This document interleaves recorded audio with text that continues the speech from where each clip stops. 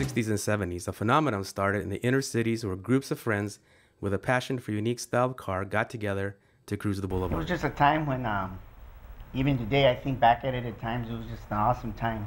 There's times that I missed so much, and Jesse was around, all the guys were around, the originality of the cars, how clean they were, you know, how we all got together, cruise the boulevard, we just had good times. We were always together doing something. Right. And that's what made Till us this all, day, here we are. To this day, right? We're all still staying in touch. We're older mid now, but always been straight up good friends. Picking up girls, listening to music from artists like War, Malo, and of course Santana. I'm talking about lowriding. This trend quickly spread to the boulevards across the country, with one of the most recognized ones being Whittier Boulevard. The trend on those streets evolved into formalized clubs. The clubhouse was for anybody that wanted to use it. It didn't matter if it was during the week or if they didn't have a place to stay. That's what Jesse and 4 officers wanted us to let everybody know in the club that this was for all of us. Families even got into the game. The Huelas brothers of the Dukes, the Valadez brothers of the Imperials. You could just feel it, like everything about it. With the cars being there, with the guys being there, the music, everything, like, and we just learned like that's our family.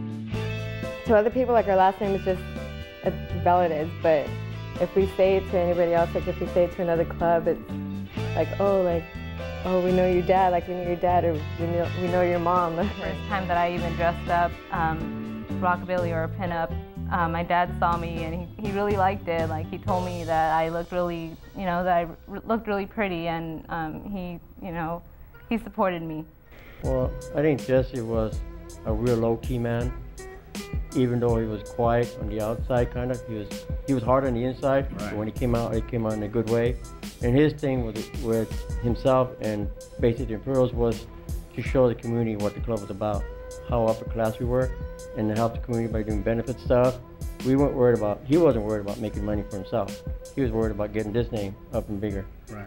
And Jesse had no quarrels about bringing his car up to be able to do something like that. Jesse was a real quiet gentleman, but he was hard. Something like that was someone you want to follow. You didn't need loud enough in there. You need something that knew what he's thinking about. He always had his heart for the community. Of respect for the guys. Yeah. I don't think there's anybody else as good as Jesse has ever been. Hopefully again, little Jesse will be just like him. Memories with my father. I'll give one memory of my father and I. I'm going to say early 1980s during the softball era, and we were at the lot. We were one of the last cars to leave the lot for some reason, and we left Atlantic and Beverly, the Safeway lot. My dad's sitting here, driver's seat. I'm passenger.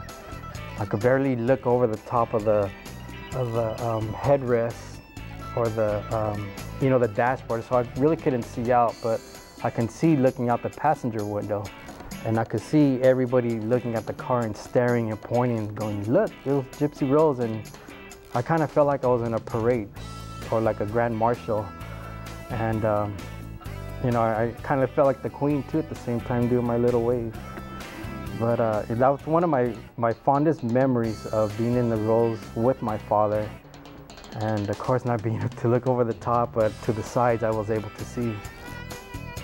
Lowriders have played a very significant, I'm going to say a high priority role in my life, for the fact that I could say I was pretty much born into lowriding since I came into the world in 1974.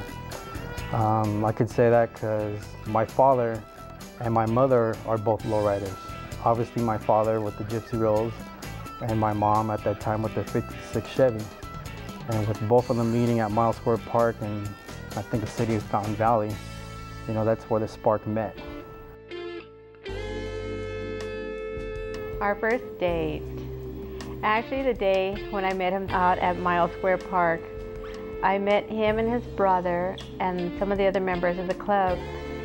They wanted to really get acquainted with my sister and my cousin Monica, and I really didn't know Jesse yet, and the girls wanted to stay with these members that they had met, and I'm like, we need to really get home, it's getting late, and they go, can these 2 guys follow us home? And I said, all right, you can follow me home. you know, it's just two guys, right? Two other guys. No, it was the whole caravan following me behind my car. I didn't know what to do. I took them by my neighborhood and I went down my street. My father's outside by the door and he's like, "Wife, look what your daughter's bringing home." And I can hear him from the street and I'm like, oh no, this is not good.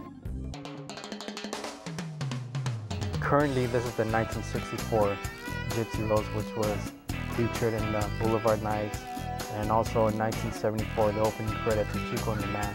So in reality, there's really three Gypsy Roses. There was a 1960 Impala, 1963 Impala, and 1964 Impala.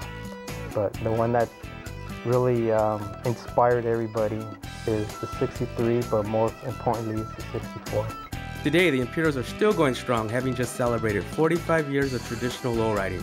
The pioneer Jesse Valadez, who's rightfully named a true legend of the game, may have passed on, but the story of the three Gypsy Roses now lives on in his memory. My name is Jesse Valadez. I would like to thank Movin Violations for making my father the first legend of the game.